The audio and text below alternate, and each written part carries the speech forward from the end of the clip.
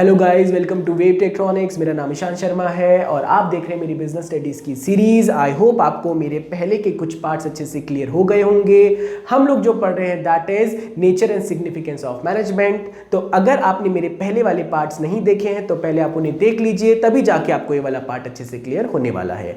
तो आज की वीडियो में जो हम पढ़ेंगे that is levels and functions of management, जो कि बहुत इंपॉर्टेंट है। तो चलिए अपनी वीडियो को हम लोग शुरू करते हैं।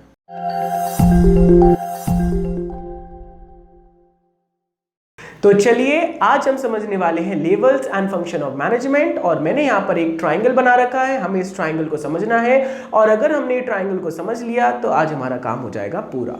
तो चलिए यहां पर सबसे पहले बैठते हैं top level managers. Top level managers का मतलब वो लोग जो कि कंपनी के होते हैं board of director. Board of director हो जाएगा, चेयरमैन हो जाएंगे, बड़े बड़े चीफ एग्जीक्यूटिव ऑफिसर्स हो जाएंगे। ये लोग क्या करते हैं, कंपनी को बनाते हैं, कंपनी की शुरुआत करते हैं, कंपनी की नींव रखते हैं। यही लोग होते हैं जो बहुत बड़े लेवल पे बड़े डिसीजंस लेते हैं। तो यहां पर बैठते हैं बहुत बड़े लोग और यही होते हैं जिनके सारे कंधे पे होती है ड्यूटी कंपनी को चलाने की। तो यहां पर आता है टॉप लेवल मैनेजर्स या टॉप लेवल मैनेजमेंट। तो यहां पर आता है बीओडी मतलब बोर्ड ऑफ डायरेक्टर, उसके बाद आता है CEO chief executive officers and chairman. तो ये लोग क्या करते हैं, इन लोगों का कुछ काम होता है और अगर इन्होंने काम अपना सही किया तो इनकी कंपनी जाएगी ऊपर, और अगर इन्होंने जरा सी भी मिस्टेक कर दी तो इन्हें झेलने पड़ेंगे ह्यूज लॉसेस। तो सबसे पहले इनका काम क्या है, डिटरमाइनिंग पॉलिसी और डिटरमाइनिंग ऑब्जेक्टिव्स। दो काम है इनके मेन, ऑब्जेक्टिव्स बनाना, पॉलिसी बनाना।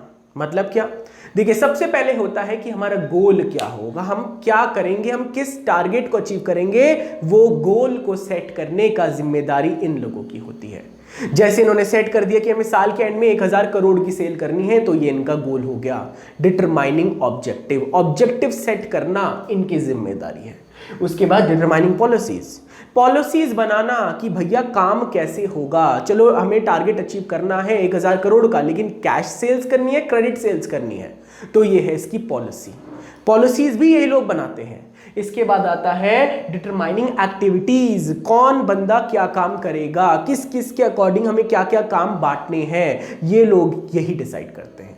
इसके बाद असेंबलिंग रिसोर्सेज, जितने भी रिसोर्सेज हैं जैसे कि आपके फिक्स एसेट्स हो गए, कैपिटल का अरेंजमेंट हो गया, ये सारी चीजें, फर्नीचर हो गया, लैंड बिल्डिंग हो गया, ये सारे रिसोर्स को इकट्ठा करने का काम इन लोगों का है। उसके बाद कंट्रोलिंग, कंट्रोलिंग मतलब सब चीजें सही तरह से हों, सब चीजें सही तरह से चलें, इनके जो ऑब्जेक्टिव्स इन्होंने सेट किए हैं क्या वो अचीव हो पा रहे हैं, नहीं हो पा रहे हैं। कंट्रोलिंग करना, देख रेख करना, सही हो रहा है कि नहीं हो रहा, हमारे ऑब्जेक्टिव अचीव हो रहे हैं या नहीं हो रहे हैं, इसको देखना। और उसके बाद अप्रूविंग बजट, ये सबसे इंपॉर्टेंट है। पैसा नहीं होगा तो करोगे कैसे, तो बजट्स का मेंटेन करना, बजट्स को अप्रूव करना, इन सब की जिम्मेदारी लेता है टॉप लेवल मैनेजमेंट। और टॉप लेवल मैनेजमेंट ही सबसे ज्यादा रोल प्ले करता है आपके बिजनेस के सही डिसीजन लेने में।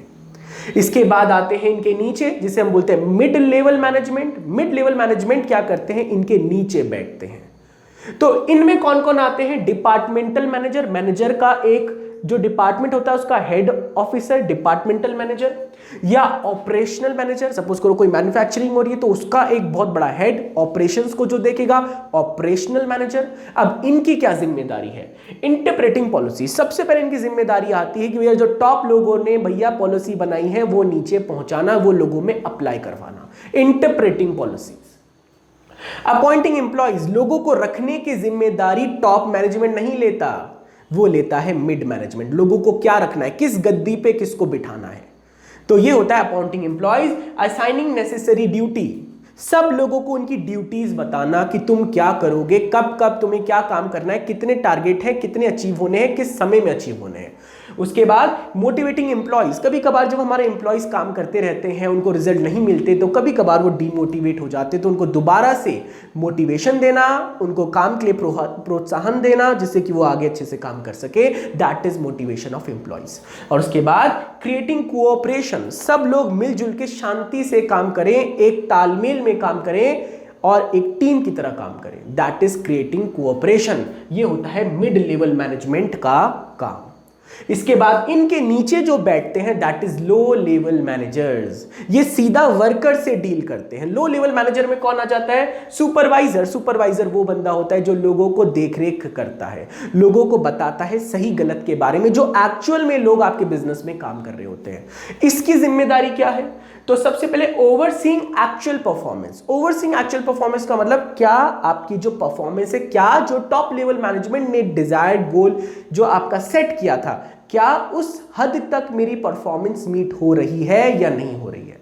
पहला तो इनका यही काम होता है। दूसरा, इंटरेक्टिंग विद वर्कर्स। वर्कर के साथ इंटरेक्ट करना, उनकी परेशानियों को सुनना, उनकी दुख तकलीफों को सुनना, उनको हैंडल करना, उनको सही गलत के बारे में बताना और उनकी प्रॉब्लम्स को उनको बाहर निकलवाने की जिम्मेदारी भी लो लेवल मैनेजर्स की होती है।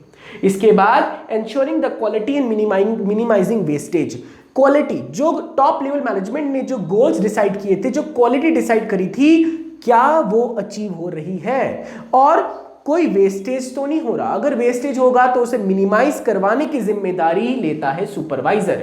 और मेंटेनिंग सेफ्टी स्टैंडर्ड। और सुपरवाइजर की एक और जिम्मेदारी होती है कि जो बिजनेस में जो लोग काम कर रहे हैं फैक्ट्री में, कहीं कोई उन्हें हार्म ना हो जाए, तो उनकी सेफ्टी का ख्याल भी सुपरवाइजर रखता है। ये ट्राइंगल है और इस ट्राइंगल पे जो टॉप पे बैठता है वो होता है सबसे बड़ा सीईओ, और जो नीचे जाते हैं, जो नीचे रहते हैं, वो होते हैं सारे वर्कर्स। और इसे टॉप, मिड, लो और प्लेटफॉर्म एरिया। प्लेटफॉर्म एरिया मतलब जहां लोग बैठते हैं, जो लोग होते हैं, जो वर्कर होते हैं, जो काम करते हैं। इस ट्राइंगल को बोलते हैं लेवल्स ऑफ मैनेजमेंट। और आई होप आपको ये क्लियर हो गया होगा। इसके दो पार्ट होते हैं, यहां से लेके यहां तक ये होता है मैनेजीरियल। इतने पोर्शन को मैं बोलता हूं मैनेजीरियल, क्यों? क्योंकि हम मैनेजर्स ही हैं। और इसके नीचे वाले पोर्शन को हम बोलते हैं नॉन मैनेजीरियल। नॉन मैनेजीरियल मतलब यहां पे मैनेजर्स नहीं होते, यहां पे एक्चुअल एम्प्लॉइज होते हैं। आई होप आपको लेवल्स ऑफ मैनेजमेंट अच्छे से क्लियर हो गया होगा। अब इसके बाद हम पढ़ने वाले हैं फंक्शंस ऑफ मैनेजमेंट। तो चलिए अब हम शुरू करते हैं अपने अगले टॉपिक को, that is functions of management. और ये इतना इंपॉर्टेंट है कि इसी के ऊपर पूरा पार्ट ए बिजनेस का बना हुआ है।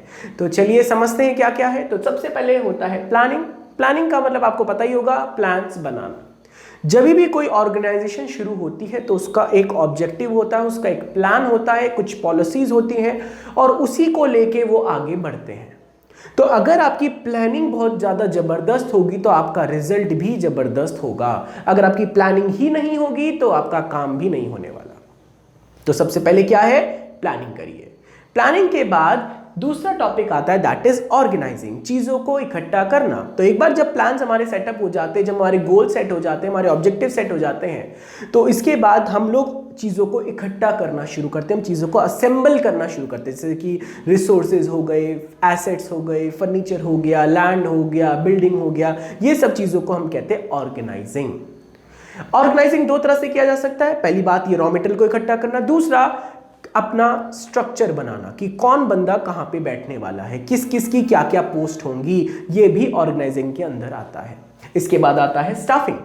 जब हमने ये सारी चीजें डिसाइड कर ली, हमने चीजों को इकट्ठा कर लिया, उसके बाद हम लोगों को रखना शुरू करते हैं, हम लोगों को अपॉइंट करना शुरू करते हैं, हम लोगों को गद्दी के अकॉर्डिंग, जो हमारी सीट होती है उसके अकॉर्डिंग हम लोगों को चुनते हैं और उसको ही कहते हैं स्टाफिंग। सही बंदे को चुनना सही गद्दी के लिए, सही सीट के लिए, उसको मैं स्टाफिंग कहता हूं। स्टाफिंग हो जाने के बाद आता है सबसे इंपॉर्टेंट डायरेक्टिंग। डायरेक्टिंग का मतलब सब लोगों को गाइड करना, सब लोगों को सही चीजें बताना, कब क्या करना है, ये चीज को हम बोलते हैं डायरेक्टिंग। डायरेक्टिंग में 4 चीजें आती हैं। सबसे पहले सुपरविजन करना, लोगों को देखरेख करना, कम्युनिकेशन करना, लोगों से अपनी बात कहना, उनकी बात को सुनना।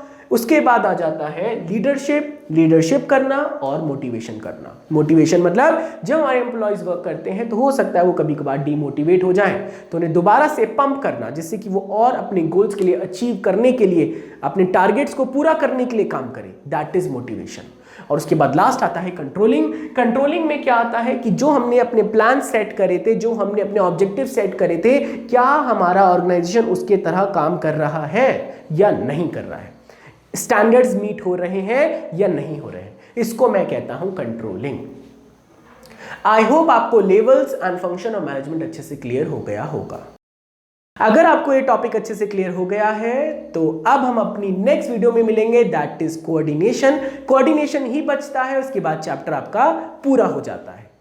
अगर आपको ये वीडियो अच्छी लगी है तो आप अपने फ्रेंड्स के साथ इसको शेयर करिए, लाइक करिए और सब्सक्राइब करिए। और अगर आपको कोई भी डाउट होगा तो आप प्लीज कमेंट सेक्शन में लिख देना, हम जरूर आपके लिए उसके ऊपर वीडियो बना देंगे। तो मिलते हैं अपने नेक्स्ट पार्ट में। Till then bye bye.